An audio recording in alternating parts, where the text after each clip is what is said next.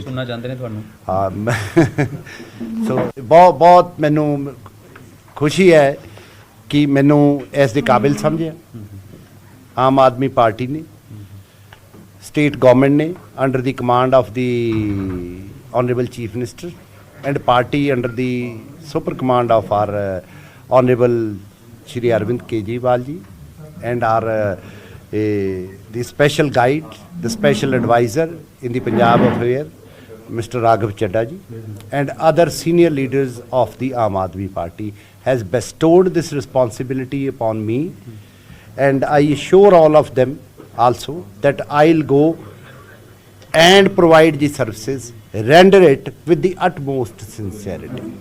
Doctor ਸਾਹਿਬ ਤਾਜ ਹੈ ਕੰਡਿਆਂ ਦਾ ਹੈ, ਖਾਸ ਕਰ ਜੇ ਐਡਵੋਕੇਟ ਜਨਰਲ ਪੰਜਾਬ ਦਾ ਹੋਏ ਤੇ ਆਪਾਂ ਗੱਲ ਕਰਦੇ ਹਾਂ। ਇੱਕ ਕੰਡਿਆਂ ਦਾ ਤਾਜ ਹੈ ਔਰ ਬੇਅਦਬੀ ਦਾ ਮਾਮਲਾ, ਨਸ਼ਾ ਦਾ ਮਾਮਲਾ, ਗੁਰਮੀਤ ਰਾਮ ਨੇ ਉਹਨਾਂ ਦੇ ਮਾਮਲੇ ਚੁਣੌਤੀਪੂਰੀ ਹੈ।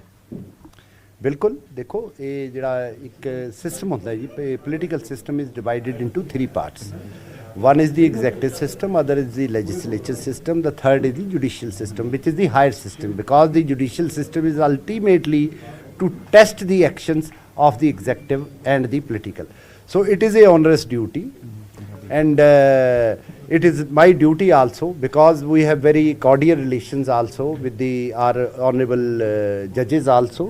They are very good judges, and they provide the best of the justice to the people of the Punjab, and we will accordingly represent our interest also. Maybe it is the menace, which I say the drug menace, maybe the other things.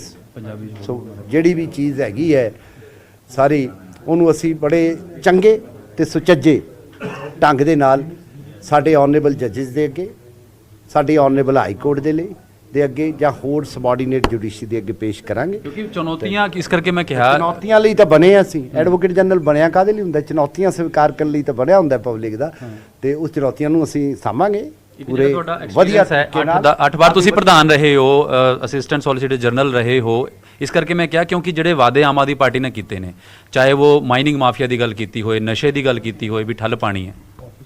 ਦੇਖੋ ਜੀ, ਤੁਸੀਂ ਜਿਵੇਂ ਕਿਹਾ president high court bar ਦਾ ਮੈਨੂੰ honour ਦਿੱਤਾ ਮੇਰੀ legal ਫਰੈਟਰਨਿਟੀ ਨੇ, I am ਇੰਡੈਪਟਡ to that, ਤੇ ਐਸੇ ਕਰਕੇ ਹੀ ਜਿਹੜਾ ਮੇਰੀ ਚੋਣ ਹੋਈ ਹੈ, ਮੇਬੀ ਇਹ 3 ਆਸਪੈਕਟ ਜਿਹੜੇ ਦੇਖੇ ਗਏ ਹੈ। One is the socialist aspect, one is the political aspect. Political aspect ਜਿਵੇਂ ਸਾਡੇ ਚੀਫ ਮਿਨਿਸਟਰ ਸਾਹਿਬ ਨੇ ਕਿਹਾ ਵੀ ਜਿਵੇਂ ਜਿਹੜੀ ਹੁਣ ਸਰਕਾਰ ਹੈ ਉਹ ਮਹਿਲਾਂ ਤੋਂ ਹਵੇਲੀਆਂ ਤੋਂ ਨਹੀਂ ਚੱਲੇਗੀ, ਉਹ ਜਾ ਕੇ ਪਿੰਡਾਂ ਤੋਂ ਚੱਲੇਗੀ ਜਾਂ ਹੋਰ ਸ਼ਹਿਰਾਂ ਤੋਂ ਚੱਲੇਗੀ। ਉਵੇਂ ਸੋਸ਼ਲਿਸਟ ਆਸਪੈਕਟ ਵੀ ਜਿਵੇਂ ਪ੍ਰੋਗਰੈਸਿਵ ਆਸਪੈਕਟ ਸਾਡੇ ਲੀਡਰ ਸਹਿਬਾਨਸ ਨੇ ਦੱਸਿਆ ਹੋਇਆ with regard to the education aspect, with regard to the health aspect also, a number of these things. See the result. It is coming on your investigating journalism on the TV also, the way in which our chief minister is giving and is speaking very positively for the benefit for the people of the Punjab. ਤੁਸੀਂ ਦੇਖੋ ਆਹ ਜਿਹੜਾ ਹੁਣ 23 ਤਰੀਕ ਨੂੰ announce ਹੋਇਆ ਜਾਂ ਅੱਜ ਕੈਬਨਿਟ ਦੇ ਵਿੱਚ ਜਿਹੜੇ ਡਿਸੀਜਨ ਹੋਏ ਹੈ, ਇਟ ਇਜ਼ ਪ੍ਰੇਜ਼ ਵਰਦੀ and people are liking it. ਇੱਕ ਹੋਰ ਮਸਲਾ ਚੱਲਿਆ ਕਿ 10 ਮੰਤਰੀ ਤੇ 11ਵੇਂ ਸੀਐਮ ਔਰ ਐਡਵੋਕੇਟ ਫਰਨੀਟੀ ਤੋਂ ਇੱਕ ਮੈਸੇਜ ਆਇਆ ਕਿ ਕਨਸਟੀਟਿਊਸ਼ਨ ਨਹੀਂ ਕਹਿੰਦਾ, ਉਹਦੇ ਬਾਰੇ ਕਿਉਂਕਿ ਐਡਵੋਕੇਟ ਬਣੇ ਹੋ, ਕੁਰਸੀ ਤੇ ਬੈਠੇ ਹੋ, ਕੀ ਕਹਿਣਾ ਚਾਹੋਗੇ? ਨਹੀਂ, ਇਹ this law has already been settled. It is ਇਹ ਲਾਅ ਪਹਿਲੇ ਹੀ ਸੈਟਲ ਹੋ ਚੁੱਕਿਆ with regard to the proviso also. Barinder Singh PIL way back also, and now our honorable High Court has also, Justice Deensah has given a very good judgment also. The main thing is that is the 15% of the total legislative assembly that comes. The second issue is of the proviso that it has to be minimum 12. ਯਾਨੀ ਕਿ ਆਮ ਪੰਜਾਬੀ ਜੇ ਸਮਝਣਾ ਚਾਹੇ ਪੰਜਾਬੀ ਚ ਉਹਨੂੰ ਹਾਂ, ਇਹ ਜਿਹੜਾ ਆਸਪੈਕਟ ਸੀ ਇਹ ਐਨਾਲਿਸਿਸ ਕਰਤਾ ਸੀ ਵੀ it is not the mandatory. Main mandatory is the maximum cap, this cap is not held to be mandatory. So ਇਹ ਸਾਡੀ ਜੁਡੀਸ਼ਰੀ ਨੇ this very clause has been interpreted. Last ਸਵਾਲ ਨੇ, ਹਾਈ ਕੋਰਟ ਦੇ ਜਿੱਦਾਂ ਆਪਾਂ ਗੱਲ ਕਰਦੇ ਹਾਂ ਪੰਜਾਬ 'ਚ ਨਵੇਂ ਬੜਾ ਫੇਰ ਬਦਲ ਰਿਹਾ, ਬੜੇ ਐਡਵੋਕੇਟ ਜਨਰਲ ਬਦਲੇ ਗਏ, ਸਭ ਕੁਝ ਕਰ ਗਏ, 5 ਸਾਲ ਲਈ ਸਰਕਾਰ ਆਈ ਹੈ। ਚੁਣੌਤੀਆਂ ਦੀ ਮੈਂ ਫਿਰ ਦੀ ਗੱਲ ਕਰਾਂਗਾ ਕਿ ਕਿਹੜੇ ਮਸਲੇ ਜਿਹੜੇ ਹੋਣਗੇ ਕਿ ਹਾਂ ਉਹ ਸੌਟ ਆਊਟ ਵੀ ਕਰਨੇ ਨੇ, ਕੇਸ ਵੀ ਘਟਾਣੇ ਨੇ, ਉਹ ਕਹਿੰਦੇ ਨੇ ਵੀ ਆਪਣੀ ਕੰਮ ਵੀ ਕਰਨੇ ਖਰਚੇ ਸਰਕਾਰ ਦੇ। ਤੁਸੀਂ ਦੇਖੋ ਜੀ, ਮੈਂ ਤਾਂ ਤੁਹਾਡਾ ਤਾਂ ਇਨਵੈਸਟੀਗੇਟਿੰਗ ਜਰਨਲਿਜ਼ਮ, ਮੈਂ ਤੁਹਾਡੇ ਤੇ ਖੁਦ ਹੈਰਾਨ ਹਾਂ, ਤੁਸੀਂ 5 ਸਾਲ ਦੀ ਸਰਕਾਰ ਸੋਚਦੇ ਹੋ। ਤਾਂ think about 15 years, even more than that also. ਤੁਸੀਂ ਇਹ ਜਿਹੜੇ MLAs ਹੈ ਉਹਨਾਂ ਦੀ ਤੁਸੀਂ ਡਾਇਨਾਮਿਜ਼ਮ ਦੇਖੋ। half of the strength of the MLAs are below 40 or 45. They have energy, they will deliver the goods to the people of the Punjab. ਤੇ ਅੱਛੀਆਂ ਚੀਜ਼ਾਂ ਇਹ ਅੱਛੀ ਤਰੀਕੇ ਦੇ ਨਾਲ ਰਿਪਰੈਜ਼ੈਂਟ ਕਰਨਗੇ, ਅੱਛੇ ਤਰੀਕੇ ਨਾਲ ਸਰਵਿਸਿਜ਼। ਲਾਸਟ ਸਵਾਲ, ਬਤੌਰ ਐਡਵੋਕੇਟ ਜਨਰਲ ਪਹਿਲਾ ਫੈਸਲਾ ਕੀ ਹੋਏਗਾ? ਭਗਵੰਤ ਮਾਨ ਨੇ ਪਹਿਲਾ ਫੈਸਲਾ ਕਰਤਾ, ਸਾਰੇ ਕਹਿੰਦੇ ਪਹਿਲਾ ਫੈਸਲਾ, ਲੱਗਦਾ ਕੁਰਸੀ ਤੇ ਬੈਠੇ ਡਾਕਟਰ ਅਨਮੋਲ ਸਿੰਘ ਸਿੱਧੂ ਦੀ ਕਲਮ ਕੀ ਪਹਿਲਾ ਫੈਸਲਾ ਕਰੇਗੀ? ਮੈਂ ਦੇਖੋ ਜੀ, ਸਭ ਤੋਂ ਪਹਿਲਾ ਫੈਸਲਾ ਮੇਰਾ ਜਿਹੜਾ ਹੈਗਾ ਇਹ ਹੈ ਕਿ ਜਿਹੜਾ ਡਰੱਗ ਮੈਨਾਸ ਹੈ, ਖਾਸ ਕਰਕੇ ਜਿਹੜੀ ਸਾਡੀ ਇਹ ਪੰਜਾਬ ਦੀ ਹਿਸਟਰੀ ਦੇ ਵਿੱਚ, there is one village in the Amritsar district known as a Makbulpura, where the maximum number are the widows and orphans, and this has been noticed also by our judiciary also.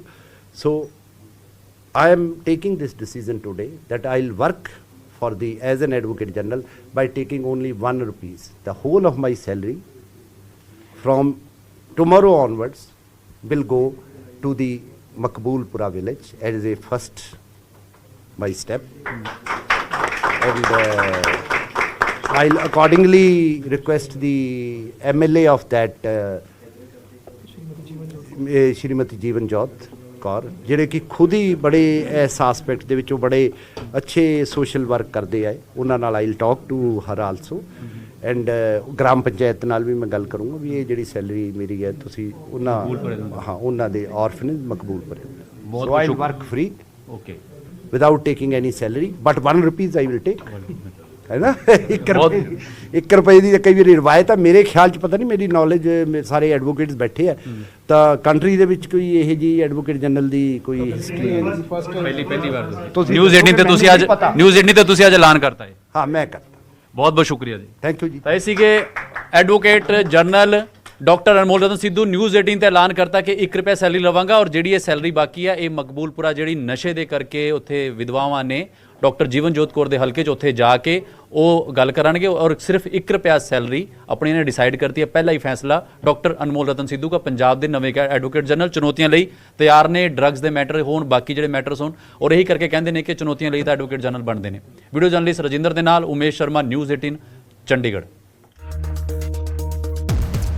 ਤਾਂ ਪੰਜਾਬ ਦੇ ਨਵੇਂ advocate general ਅਨਮੋਲ ਰਤਨ ਸਿੰਘ ਸਿੱਧੂ, ਸਾਡੇ ਸਹਿਯੋਗੀ ਉਮੇਸ਼ ਸ਼ਰਮਾ ਗੱਲਬਾਤ ਕਰ ਰਹੇ ਸੀ। ਚੁਣੌਤੀਆਂ ਬਹੁਤ ਸਾਰੀਆਂ ਨੇ, ਪਰ ਉਹਨਾਂ ਨੇ ਅਖੀਰ ਤੇ ਜੋ ਜ਼ਿਕਰ ਕੀਤਾ, ਇੱਕ ਐਲਾਨ ਕੀਤਾ ਨਿਊਜ਼ 18 ਤੇ ਕਿ ਮੈਂ ਕੋਈ ਤਨਖਾਹ ਨਹੀਂ ਲਵਾਂਗਾ, ਕਿਉਂਕਿ ਐਡਵੋਕੇਟ ਜਨਰਲ ਦੀ ਵੀ ਲੱਖਾਂ ਦੇ ਵਿੱਚ ਸੈਲਰੀ ਹੁੰਦੀ ਹੈ। ਤਾਂ ਉਹਨਾਂ ਨੇ ਕਿਹਾ ਕਿ ਮੈਂ ਕੋਈ ਤਨਖਾਹ ਨਹੀਂ ਲਵਾਂਗਾ, ਆਪਣੀ ਸੈਲਰੀ ਨਹੀਂ ਲਵਾਂਗਾ, ਔਰ ਮੈਂ ਉਹ ਪੈਸਾ ਜਿਹੜਾ ਹੈ ਉਸ ਨੂੰ ਮਕਬੂਲਪੁਰਾ ਜਿਹੜਾ ਇਲਾਕਾ ਹੈ ਅੰਮ੍ਰਿਤਸਰ ਦੇ ਵਿੱਚ, ਅੰਮ੍ਰਿਤਸਰ ਪੂਰਬੀ ਹਲਕੇ ਦੇ ਵਿੱਚ, ਜਿੱਥੋਂ ਜੀਵਨ ਜੋਤ ਕੌਰ ਜਿੱਤ ਕੇ ਆਏ ਨੇ, ਜਿੱਥੋਂ ਨਵਜੋਤ ਸਿੰਘ ਸਿੱਧੂ ਮੌਜੂਦਾ ਵਿਧਾਇਕ ਸੀ, ਉਸ ਹਲਕੇ ਦੇ ਵਿੱਚ ਬਹੁਤ ਸਾਰੇ ਪਰਿਵਾਰ ਐਸੇ ਨੇ ਜਿਨ੍ਹਾਂ ਦੇ ਪਰਿਵਾਰਿਕ ਮੈਂਬਰ, ਨੌਜਵਾਨ ਜਿਹੜੇ ਸੀ ਉਹ ਨਸ਼ੇ ਦੀ ਭੇਟ ਚੜ੍ਹ ਗਏ, ਔਰ ਬਹੁਤ ਸਾਰੀਆਂ ਮਹਿਲਾਵਾਂ, ਬੱਚੇ ਨੇ ਉੱਥੇ, ਉਹਨਾਂ ਨੂੰ ਜ਼ਰੂਰਤ ਹੈ, ਤਾਂ ਉਹਨਾਂ ਦੇ ਲਈ ਇਹਨੂੰ ਵੈਲਫੇਅਰ ਦੇ ਲਈ ਇਹ ਪੈਸਾ ਵਰਤਿਆ ਜਾਏਗਾ। ਅਨਮੋਲ ਰਤਨ ਸਿੱਧੂ ਨੇ ਐਲਾਨ ਕੀਤਾ ਕਿ ਉਹ ਆਪਣੀ ਸੈਲਰੀ ਨਹੀਂ ਲੈਣਗੇ। ਉਮੇਸ਼ ਸ਼ਰਮਾ ਸਾਡੇ ਸਹਿਯੋਗੀ ਗੱਲਬਾਤ ਕਰ ਰਹੇ ਸੀ ਅਨਮੋਲ ਰਤਨ ਸਿੱਧੂ ਦੇ ਨਾਲ, ਸਾਡੇ ਨਾਲ ਜੁੜੇ ਨੇ ਫੋਨ ਲਾਈਨ ਤੇ।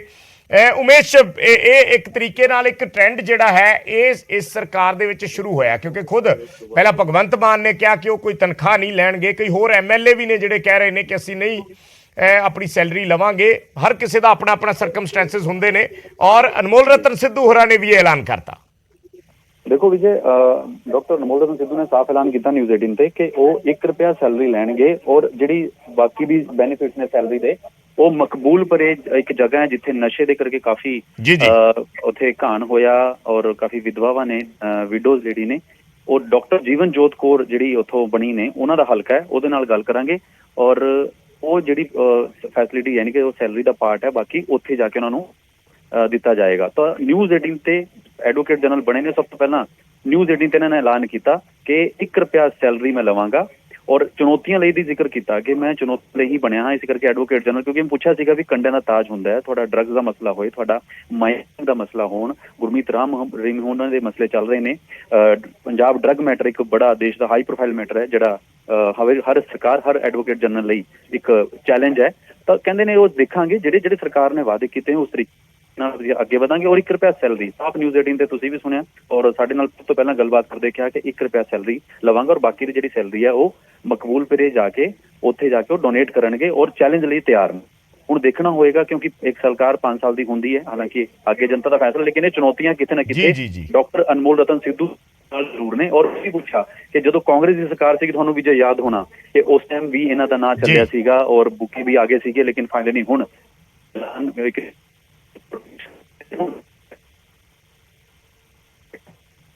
ਠੀਕ ਹੈ ਉਮੇਸ਼, ਧੰਨਵਾਦ ਇਸ ਜਾਣਕਾਰੀ ਦੇ ਲਈ। ਤਾਂ ਡਾਕਟਰ ਅਨਮੋਲ ਰਤਨ ਸਿੱਧੂ ਨੇ ਆਪਣਾ ਅਹੁਦਾ ਸੰਭਾਲ ਲਿਆ, ਨੋਟੀਫਿਕੇਸ਼ਨ ਸਰਕਾਰ ਵੱਲੋਂ ਜਾਰੀ ਹੋ ਗਿਆ। ਭਗਵੰਤ ਮਾਨ ਨੇ ਦਸਤਖਤ ਕੀਤੇ, ਉਸ ਤੋਂ ਬਾਅਦ ਇਹਦਾ ਇੱਕ ਪ੍ਰੋਸੈਸ ਹੁੰਦਾ ਕਿ ਪਹਿਲਾਂ ਸੀਐਮ ਦੇ ਸਾਈਨ ਹੁੰਦੇ ਆ ਫਾਈਲ ਤੇ, ਫਿਰ ਉਹ ਫਾਈਲ ਗਵਰਨਰ ਕੋਲ ਜਾਂਦੀ ਹੈ, ਫਿਰ ਗਵਰਨਰ ਉਸ ਨੂੰ ਮਨਜ਼ੂਰੀ ਦਿੰਦੇ ਨੇ ਔਰ ਫਿਰ ਗ੍ਰਹਿ ਵਿਭਾਗ ਉਸ ਦਾ ਨੋਟੀਫਿਕੇਸ਼ਨ ਜਾਰੀ ਕਰ ਦਿੰਦਾ ਹੈ। ਹੋਮ ਡਿਪਾਰਟਮੈਂਟ ਵੱਲੋਂ ਇਹ ਨੋਟੀਫਿਕੇਸ਼ਨ ਜਿਹੜਾ ਹੈ ਜਾਰੀ ਕੀਤਾ ਗਿਆ ਅਨਮੋਲ ਰਤਨ ਸਿੱਧੂ ਦੇ ਨਾਮ ਦਾ ਔਰ ਬਣਦੇ ਹੀ ਉਹਨਾਂ ਨੇ ਇਹ ਵੱਡਾ ਐਲਾਨ ਕੀਤਾ, ਉਹਦਾ ਸੰਭਾਲਦੇ ਹੀ ਇਹ ਵੱਡਾ ਐਲਾਨ ਕੀਤਾ ਕਿ ਉਹ ਏਜੀ ਵਜੋਂ ਪੰਜਾਬ ਦੇ ਨਵੇਂ ਐਡਵੋਕੇਟ ਜਨਰਲ ਦੇ ਤੌਰ ਤੇ ਕੋਈ ਤਨਖਾਹ ਨਹੀਂ ਲੈਣਗੇ ਔਰ ਜਿਹੜਾ ਪੈਸਾ ਉਹਨਾਂ ਨੂੰ ਤਨਖਾਹ ਦੇ ਰੂਪ ਵਿੱਚ ਮਿਲੇਗਾ ਉਸ ਪੈਸੇ ਨੂੰ ਉਹ ਮਕਬੂਲਪੁਰਾ ਜਿਹੜਾ ਇਲਾਕਾ ਹੈ ਡਰੱਗਸ ਨਾਲ ਜਿੱਥੇ ਕਈ ਘਰ ਤਬਾਹ ਹੋਏ ਨੇ ਉਹਨਾਂ ਪਰਿਵਾਰਾਂ ਦੀ ਵੈਲਫੇਅਰ ਦੇ ਲਈ ਵਰਤਿਆ ਜਾਏਗਾ। ਉੱਥੋਂ ਦੇ ਵਿਧਾਇਕ ਡਾਕਟਰ ਜੀਵਨਜੋਤ ਕੌਰ ਉਹਨਾਂ ਦੇ ਨਾਲ ਗੱਲਬਾਤ ਕਰਕੇ ਉੱਥੇ ਇਸ ਪੈਸੇ ਨੂੰ ਵਰਤਣਗੇ। ਸੋ ਅਨਮੋਲ ਰਤਨ ਸਿੱਧੂ ਨੇ ਐਕਸਕਲੂਸਿਵ ਗੱਲਬਾਤ ਕੀਤੀ ਹੈ ਅਹੁਦਾ ਸੰਭਾਲਦੇ ਹੀ ਸਭ ਤੋਂ ਪਹਿਲੇ ਨਿਊਜ਼ 18 ਪੰਜਾਬ ਦੇ ਨਾਲ।